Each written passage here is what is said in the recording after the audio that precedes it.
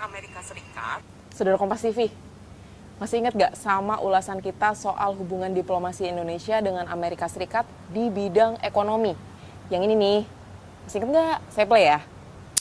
Kalau pemimpinnya itu Partai Republik seperti Donald Trump, ini cukup bikin menghela nafas ya.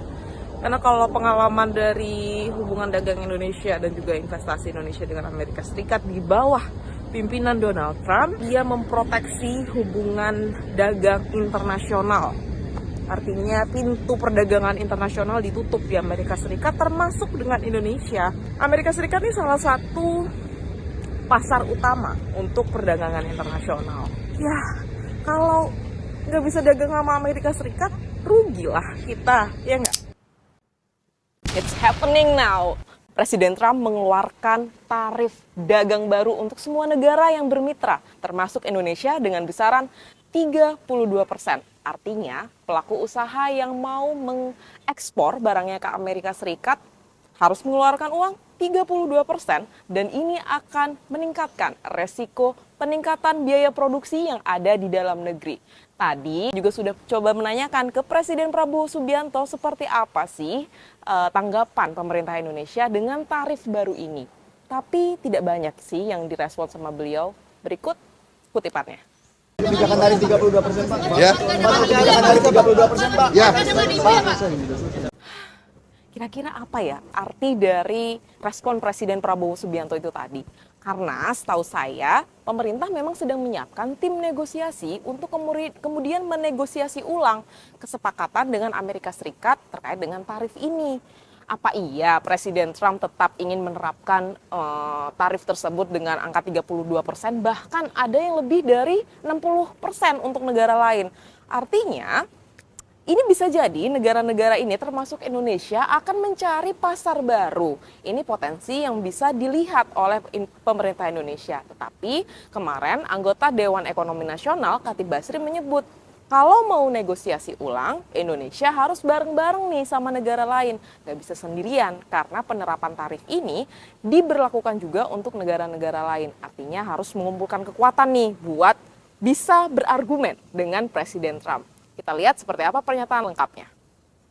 Yang pertama mungkin sebelum saya menjawab pertanyaan mengenai dampaknya, saya bicara dulu mengenai background-nya ya, supaya kita mengerti sampai seberapa lama proses ini akan terjadi. Sebetulnya akar dari persoalan mengenai trade deficit di Amerika Serikat ya, yang disampaikan oleh Trump administration, itu persoalannya adalah soal struktural ekonomi. Ya, jadi defisit di dalam neraca perdagangan itu terjadi karena ada gap antara tabungan dengan investasinya. Jadi kalau investasinya lebih besar dibandingkan dengan tabungan di Amerika yang ada, maka saving investment gap itu akan menimbulkan permintaan terhadap barang yang lebih tinggi dari produksi domestiknya.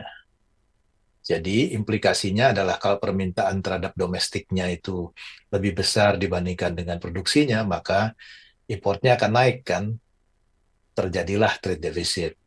Nah sekarang, jika kita mau lihat soal ini secara lebih mendalam, solusinya itu bukan pada impor tarif, tapi solusinya adalah soal struktural, bagaimana Amerika itu bisa menaikkan tabungannya atau menurunkan investmentnya.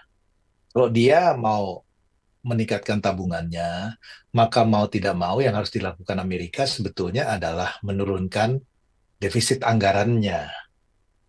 Jadi yang terjadi di sini itu semacam apa ya? Semacam vicious circle gitu.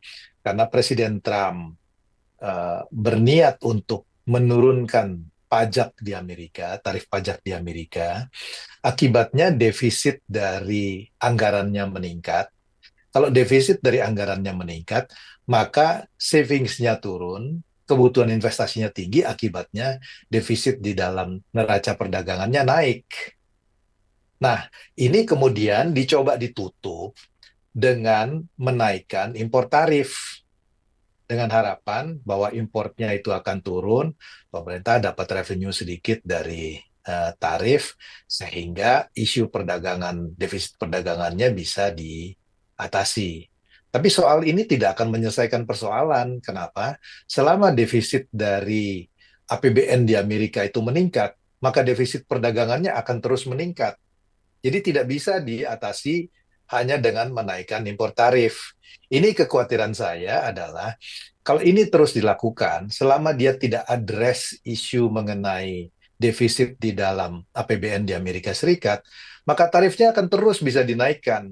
Nah, ini punya implikasi yang sangat besar pada ekonomi global. Ya, kenapa bisa punya dampak pada ekonomi global? Tidak hanya Indonesia. Kalau kemudian Amerika meningkatkan biaya masuk, ya, maka implikasinya adalah perdagangan dunia akan turun. Kalau perdagangan dunia akan turun, maka mau tidak mau GDP dunia akan turun. Kalau GDP dunia akan turun, semua negara termasuk Indonesia akan kena. Nah, saya terus kemudian eh, masuk untuk kasus spesifik Indonesia. Ada beberapa produk yang pasar di Amerikanya sangat besar, yaitu adalah tekstil dan produk tekstil, kemudian alas kaki, udang, dan beberapa produk lainnya. Dan di dalam hal ini, Amerika menerapkan yang namanya reciprocal tariff, di mana ditetapkan 32% total. Jadi kalau dari harganya misalnya ekspor Indonesia ke Amerika 1.000, maka kalau dia dikenakan 32%, nanti harganya itu akan jadi 1.320. Ini tentu akan sangat signifikan. Ya, implikasinya buat Indonesia seperti tadi framework yang telah saya sampaikan adalah ekspor kita akan mengalami penurunan. Ya, termasuk untuk 3 produk dan beberapa ekspor lain. Nah, karena Amerika itu adalah mitra dagang yang penting buat kita, tentu dampaknya akan cukup signifikan untuk Indonesia. Yang harus diantisipasi adalah jika ekspor kita menurun, maka perusahaan-perusahaan yang berorientasi ekspor ke Amerika itu terpaksa mengurangi produksinya. Kalau dia mengurangi produksinya, maka implikasinya adalah permintaan terhadap tenaga kerjanya akan menurun. Sehingga risiko dari PHK-nya itu akan meningkat. Ya, ini saya bicara mengenai dampaknya. Ya, dan ini terjadi di semua negara di dunia. Nah, pertanyaannya adalah seberapa jauh ekonomi Indonesia akan terdampak? Tentu kalau terdampak ya. Tapi jangan dilupakan bahwa share ekspor Indonesia terhadap GDP itu adalah 25%. Ini berbeda dengan Singapura yang share ekspor terhadap GDP-nya itu 180%. Nah, ini saya ingin memberikan analogi, maaf kalau ini tidak politically correct, tapi mungkin analogi ini memudahkan untuk menjelaskan. Ya, cara terbaik untuk menghindari perceraian adalah tidak menikah. Itu 100% guaranteed. Ya kan? Cara terbaik untuk tidak terdampak pada negatif spillover dari ekonomi global adalah less integrated. Nah, di dalam kasus ini, saya bisa membayangkan bahwa dampak terhadap Indonesia mungkin akan relatively lebih kecil dibandingkan dengan negara yang sumber pertumbuhannya hanya datang dari ekspor, seperti Singapura, seperti Vietnam, atau negara-negara yang rasio dari ekspor terhadap GDP-nya itu sangat signifikan. Ya, kalau Indonesia itu 25%, jadi kalau kena juga dengan Amerika, ya mungkin 25% lah. Tapi jika Singapura itu akan sangat signifikan karena share dari ekspor terhadap GDP-nya itu 180%. Ya, atau misalnya Vietnam. Tetapi saya ingin mengatakan bukan berarti bahwa kita tidak punya dampaknya. Akan terdampak terutama perusahaan-perusahaan yang ekspor oriented dengan negara tujuan Amerika. Arif Rahman, sini. Nih ya, kita tuh masih punya trauma sama masa lalu ketika Presiden Trump menjabat di 2014 lalu. Saat itu ada perang dagang. Nah, dampaknya ke Indonesia, rupiah lemah. PHK di mana-mana. Nah, sekarang ini menurut Hatib Basri lagi nih, kalau dampak dari penerapan tarif ini bisa meningkatkan resiko PHK. Karena itu tadi, biaya produksi di dalam negeri meningkat. Apa yang bisa dilakukan oleh pemerintah? Sebelum Presiden Trump ini menerapkan tarif, sebenarnya Presiden Prabowo Subianto sudah menerapkan atau meminta Dewan Ekonomi Nasional dan pemerintah, dalam hal ini Menko Perekonomian dan Menkyu, untuk menerapkan deregulasi ekonomi. Apa artinya?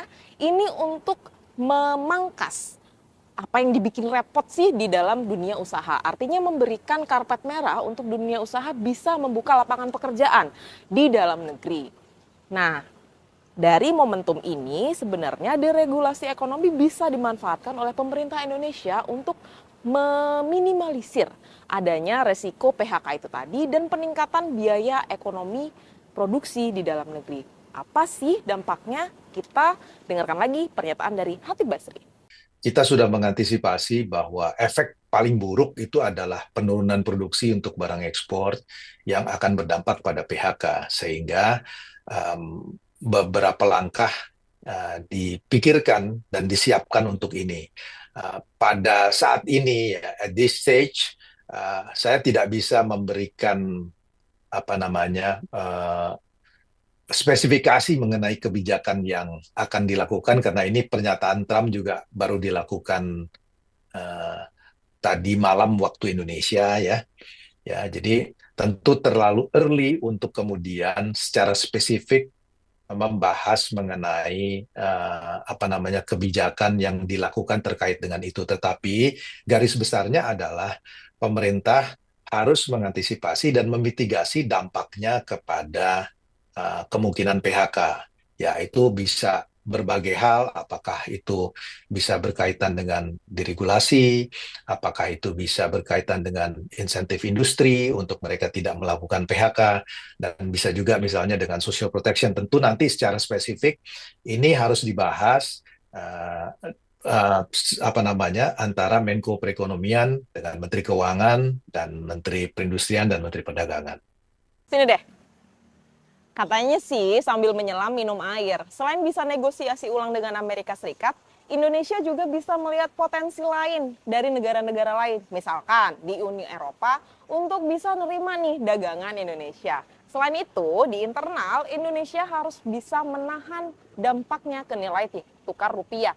Selain itu juga mengeluarkan kebijakan yang pro bisnis dan juga pro rakyat. Biar apa? Biar pekerjanya tetap punya lapangan pekerjaan dan juga pebisnisnya nggak bangkrut. Ini kata ekonom senior. Ini dia. Mendikotomikan pro bisnis dengan pro rakyat itu keliru. Ya. Jadi pro bisnis dan pro rakyat itu bisa kita sinergi. Tentu dengan, yaitu istilahnya adalah good corporate governance, istilahnya dengan corporate social responsibilities, ya. Kebetulan itu pekerjaan saya punya kantor di Geneva, itu adalah untuk menjamin perusahaan-perusahaan besar ini, itu mereka nggak besar sendirian. Jadi perusahaan-perusahaan besar itu baru dapat sertifikat dari kelompok saya di Geneva, itu adalah kalau mereka menjaga lingkungan dan mereka memberdayakan masyarakat sekitar. Jadi kalau mereka nggak membuat kaya masyarakat sekitar, itu nggak akan bisa dapat sertifikat kami. Dan kalau nggak bisa dapat sertifikat kami, mereka nggak bisa jualan karena pasar mensyaratkan harus ada salah satunya sertifikat kami. Jadi kami menjadi alat pasar begitu. Nah, jadi itu bisa kita sinergikan. Nah, ini bukan teori, karena itu memang saya jalankan sudah dari tahun, sebenarnya sebelum saya di DPR, dari tahun 2001 saya jalankan itu, tapi kemudian saya yang bangun sendiri itu tahun 2011 itu bareng dengan kantor yang di Geneva. Jadi sudah ada buktinya dan sudah ada 100 lebih perusahaan yang dapat sertifikat kita. Ya, artinya bisa kita bangun bisnis dan pro rakyat itu sekaligus.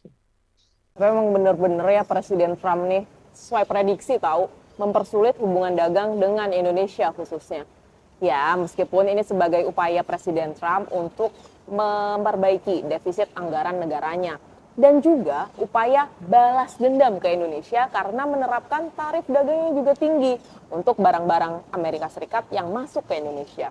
Kayaknya lebih dari 60% deh. Kalau kata pepatah sih, apa yang kamu tabur itu yang kamu tuai. Sekarang kita tinggal nunggu nih, tim negosiasi yang akan dibentuk oleh Presiden Prabowo Subianto. Apakah berhasil menegosiasi ulang dengan Amerika Serikat terkait dengan tarif ini, atau justru mencari celah untuk mencari pasar ekspor baru, baik itu di Eropa, Uni Eropa, atau di Asia Selatan, Asia Tenggara, atau negara-negara lainnya. Udah saya mau lanjut riset aja. Udah ya, Alfania Rizky, Arif Rahman, Kompas TV, Jakarta. Bye.